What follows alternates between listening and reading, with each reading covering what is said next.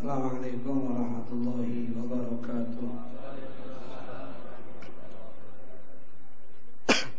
Bismillah, alhamdulillah, wassalatu wassalamu ala rasulillah Sayyidina Muhammad bin Abdullah wa ala alihi wa sahbihi wa man wala wa la hawla wa la quwwata illa billah.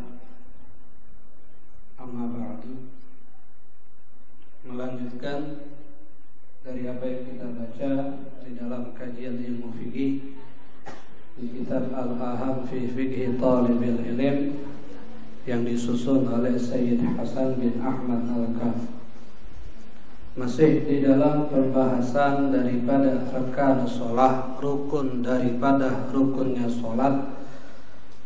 Setelah di pertemuan yang kemarin kita membahas daripada rukun salat yang keenam, yaitu i'tidal dengan syarat-syaratnya. Kemudian juga kemarin kita sempat sedikit membahas tentang masalah rukun salat yang ketujuh, yaitu adalah as-sujudu marratain, sujud 2 kali di setiap rakaat. Sebagaimana yang kemarin kita sempat singgung, di dalam sholat setiap rakaatnya daripada rukun sholat yang wajib dikerjakan hanya 2 kali, itu hanya sujud. Karena di situ lebih menunjukkan tawadhu'nya seorang hamba di hadapan Allah Subhanahu wa taala. Bahkan syaitan kesal ketika melihat manusia hamba Allah sujud, dengan dia mengatakan, ketika anak Adam diperintahkan sujud, maka dia patuh untuk sujud kepada Allah, maka dia berhak mendapatkan surga dari Allah Subhanahu wa taala. Tapi ketika aku diperintahkan untuk sujud kepada Adam, aku tidak mau, maka aku mendapatkan neraka dari Allah Subhanahu wa taala. Itu salah satu kenapa sujud diwajibkan di dalam satu rakaatnya 2 kali. Sekarang kita masuk ke dalam lanjutan daripada masalah sujud, yaitu syurutus sujud, syarat-syarat daripada sujud. Maknanya supaya sujud sah. Kalau sujud sah, berarti sholatnya juga bisa menjadi sah, karena sujud termasuk rukun, kewajiban yang wajib dikerjakan di dalam sholat. Tis'atun, di sini disebutkan ada 9. Ayyasihha ma qablahu. Yang pertama syaratnya adalah ayyasihha ma qablahu, harus sah rukun daripada sebelum sujud. Sebelum sujud itu adalah i'tidal, berarti i'tidalnya harus sah. Kalau i'tidalnya sudah benar, sudah sah, baru dia bisa melanjutkan rukun yang berikutnya, itu yang namanya sujud. Itu yang pertama. Sebagaimana juga syaratnya ruku, juga syaratnya daripada syaratnya i'tidal. Yang kedua, wa alla yaqsida bihi ghairahu, tidak boleh bertujuan ketika kita sujud untuk selain sujud.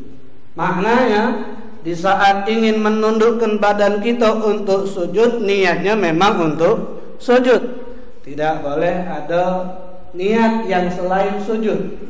Untuk apapun misalnya dia mungkin ke julai wong, sekalian sujud belah. Ya. Niatnya memang dari awal bukan untuk sujud. Habis i'tidal ada wong jahil, julai, sekalian belah sujud, kepalang. Ada. Ini tidak cukup, wajib lagi tegak. Kenapa? Karena niatnya memang bukan untuk sujud. Kemudian yang ketiga, ayat ma'inna fihi, harus tumaknina ketika sujud. Itu tenangnya anggota tubuh di saat dia sujud, minimal ukuran subhanallah. Yang keempat, wa antakuna at-tumakninatu yaqinan, dan tumakninahnya dia di saat sujud itu memang yakin, bukan dalam keadaan ragu-ragu. Tadi itu tumakninah bidah, harus yakin. Ya. Kemudian yang kelima, ini 1, 2, 3, 4 ini syaratnya ruku juga ada, syaratnya i'tidal kemarin juga ada, sujud juga ada. Sekarang tambahan Ini syarat khusus untuk sujud yang tidak ada di dalam i'tidal, tidak ada di dalam ruku. Yang kelima, ayyasjuda ala sab'ati a'dha'in. Sujud itu harus menggunakan 7 anggota tubuh.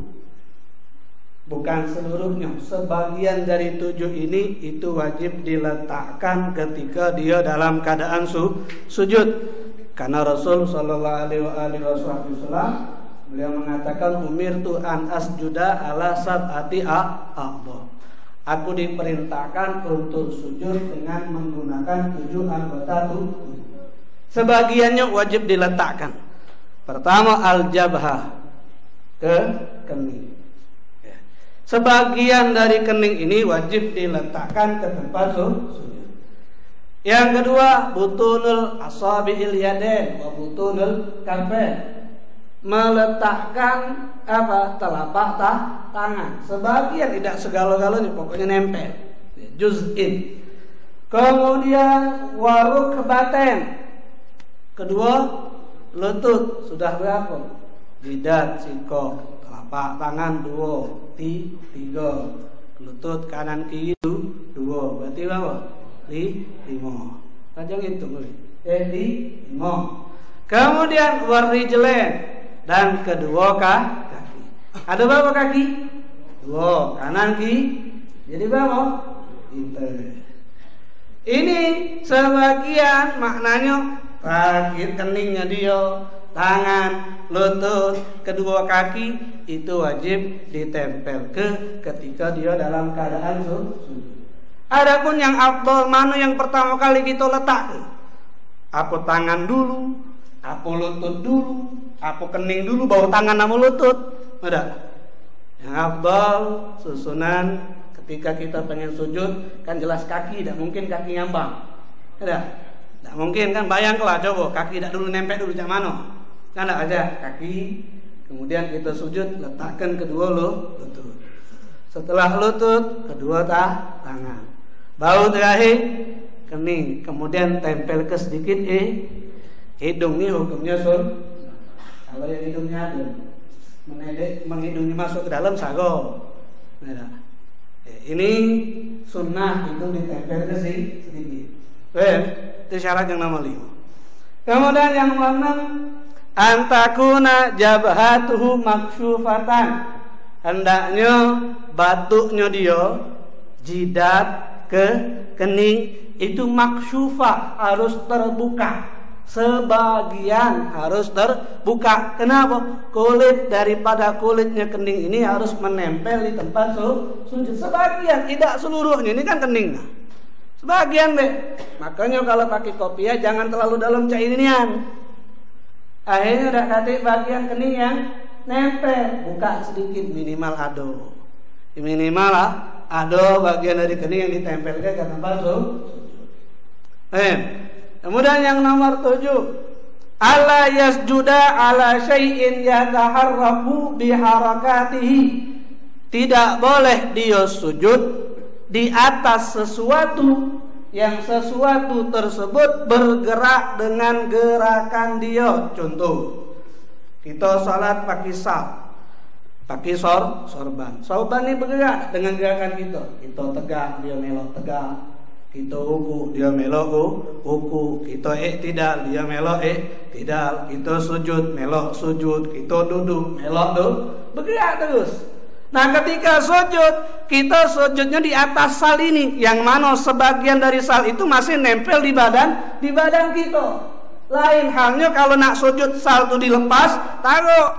Kita sujud di sini, itu tidak masalah. Kenapa? Di saat sujud sudah terlepas. Meskipun habis sujud taruh lagi buat tegak, tidak masalah. Ini ketika sebagian masih nempel, sebagian di sini. Sujudnya di sini tidak boleh. Kenapa? Karena ini yataharrak biharakatihi, bergerak dengan gerakan dia. Contoh kalau yang mempunyai lengan bajunya lebar, ketika dia sujud mungkin kepanjangan tadi kena daripada keningnya ketika sujud, tidak boleh. Kenapa? Karena ini juga bergerak dengan gerakan dia. Tapi kalau ditagok, nagok sapu tangan, nagok sal, sebelum sujud ditagok. Mungkin tidak pakai sejadah, takut keningnya kotor, tahu sapu tangan. Pas sapu tangan ketika tegak nempel, tapi pas nak sujud diletakkan. Sujud di situ tidak masalah. Kenapa? Di saat sujud sudah terlepas daripada ini pembahasan daripada syarat sujud.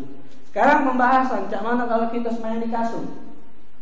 Kasur bergerak, kita tegak melok goyang dia kan. Buku melok goyang, duduk melok duduk, nggak goyang dah. Pernah ngasuh gak? Belum pernah. Coba lah main ngasuh. Jangan tidur tapi goyang kan. Nah, ini boleh apa tidak? Boleh. Kenapa? Karena gerakannya kasur itu tidak muttasil, tidak bersambung dengan kita. Munfasil, terlepas dari kita. Nak nyoba jatuhi, tapi ngadep kiblat, jangan tidur habisnya. Kemudian syarat yang nomor 8 adalah irtifa'u asafilihi ala a'alihi. Harus terangkatnya asafil bagian bawah, bagian belakang. Yang dimaksud asafil di sini al-ajizah, itu bokong. Harus ngangkat ala a'alihi atas bagian atas al-katifan pun. Maknanya ya ketika sujud bagian belakangnya harus lebih tinggi daripada bagian kalau sejajar namanya sujud bukan itu. Atau bagian pundak yang lebih tinggi, bagian ini bawah, bukan namanya sujud. Maknanya bukitnya agak lebih ngangkat, katifnya pundaknya agak lebih lain kalau hal mungkin tempatnya sempit, dia tidak bisa sujud untuk itu. Ini darurat, tak baca. Tapi kalau ketika masih bisa untuk sujud dengan lebih ngangkat, pantatnya harus diangkat. Bukan mati nak ngangkat nian, cukup ya minimal lebih tinggi bagian belakang daripada bagian Kemudian yang terakhir daripada syarat sujud adalah at-tahamulu bi ra'sihi. Agak neken dengan kepalanya. Maknanya bukan neken kita sujud di atas sejadah nih goyang-goyang kenian, itu tidak. Sekiranya kata ulama, lau sajada ala qutnin lan kabas. Kalau dia sujud di atas kapas tuh ngempes. Ada bantal kan dari kapuk kapas tuh. Kita sujud. Kalau agak neken dikit kan maknanya ngempes tak? Nah itu maknanya. Bukan berarti cak jijik aku nak sujud. Takut kotor. Dah nempel, takut dikit lah ujung. Maknanya tempek kenia. Bukan berarti harus neken batu tidak. Kalau sekiranya inti sujud di atas kapas tuh agak berarti kan nempel nih itu. Maknanya seperti itu, bukan sekedar takut kotor dikit be. Pendi tahu. Itulah maknanya at-tahammulu. Nah inilah 9 syarat daripada syaratnya sujud, baik di sujud pertama ataupun di sujud yang kedua di setiap rakaat daripada rakaat salat, baik salat wajib ataupun salat sunnah.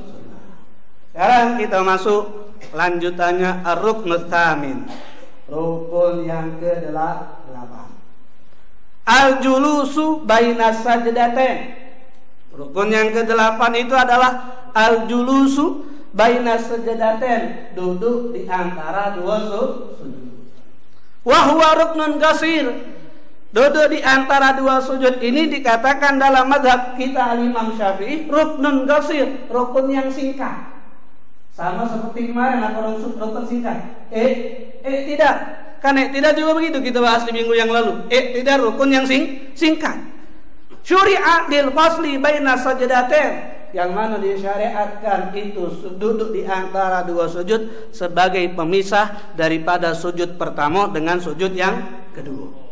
Makanya rukun yang sangat singkat tidak boleh dilama-lama ketika kita duduk di antara dua sujud. Sama seperti i'tidal kemarin, tidak boleh diperpanjang melebihi zikir yang disyariatkan ketika i'tidal, zikir yang dianjurkan ketika duduk di antara dua sujud. Rabbi fili warhamni wajburni warfa'ni warzuqni wahdini wa'afini.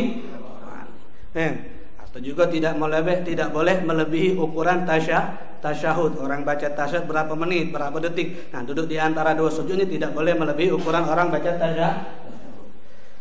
Nah, di sini disebutkan syarat duduk di antara dua sujud itu ada 6. sebenarnya hampir sama dengan syarat i'tidal. Kenapa hampir sama dengan syarat i'tidal? Ya karena i'tidal dan duduk di antara dua sujud ini rukun singkat. Kalau i'tidal disyariatkan sebagai pemisah dari apa? Dari rukuk kemudian untuk sujud. Kalau duduk di antara dua sujud disyariatkan pemisah dari sujud pertama dengan sujud yang sama-sama tidak boleh dilama-lama. Yang pertama syaratnya ayyasiha ma qablahu, harus sah rukun sebelum duduk. Apa rukun sebelum duduk? Sujud. Berarti sujudnya harus sudah benar baru bisa duduk di antara dua sujud. Kemudian alla yaksida bi ghairahu, tidak boleh bertujuan ketika pengen duduk selain untuk duduk di antara dua sujud. Berarti harus apa? Niatnya memang untuk duduk, tidak boleh untuk yang lain. Sama seperti syarat ruku, i'tidal dan sujud yang tadi. Kemudian wa ayat ma'inna fi, harus tumaknina ketika duduk di antara dua sujud. Minimal ukuran subhanallah, tenangnya anggota tubuh, maknanya tenang. Sekiranya ini gerakan ini dianggap pemisah dari gerakan pertama sama gerakan yang kedua. Kalau kan habis sujud, duduk. Sujud lagi kan ada pemisah. Tapi kalau sujud, berarti misah. Sudah apa? Dak kati tumaknina. Wa antakuna atumakninatu yakinan, tumakninanya harus yakin. Sebagaimana ruku', i'tidal dan sujud yang tadi. Kemudian yang kelima, wa ayyastawiya jalisan, harus dia dalam keadaan rata, yaitu maknanya duduk. Yang namanya duduk berarti harus dikerjakan dalam keadaan bagi yang mampu. Sama seperti tegak, ketika Fatihah wajib tegak. Kalau mampu tegak, kalau tidak mampu tegak boleh duduk. Jalisan, duduk. Ya, duduk. Duduknya terserah, bebas. Nak duduk pangsilo boleh. Nak duduk iftirash itu yang biasa kita lakukan ketika duduk di antara dua sujud, dengan kaki kiri kita taruh di atas di bawah pantat kita, kaki kanan kita angkat itu namanya duduk iftirash. Kalau duduk tawarruk seperti duduk tasyahudul akhir, kaki kiri kita keluarkan ke arah kanan, kaki kanan kita angkat. Yang itu duduk terserah duduk apa boleh. Boleh kaki kanan ditaruh di atas kaki kiri, kemudian pantatnya ditaruh di atas kaki kanan, boleh. Yang penting dia duduk.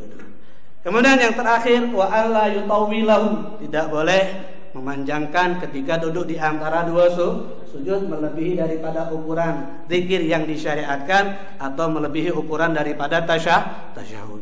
Kenapa? Karena duduk di antara dua sujud termasuk rukun singkat. Berarti rukun singkat ada dua. Dari rukun sholat yang ada 17, rukun singkat ada dua. Pertama, i'tidal. Yang kedua, al-julusu baina sajadatain, duduk di antara dua sujud. Paham ya? Inilah rukun yang ke-8, itu adalah duduk di antara dua sujud. Dan rukun yang ke-9 dan seterusnya insyaallah kita bahas di pertemuan yang akan datang. Ya, cukup ya? Paham? Alhamdulillah. Insyaallah yang kita dapat hari ini bermanfaat. Assalamualaikum warahmatullahi wabarakatuh.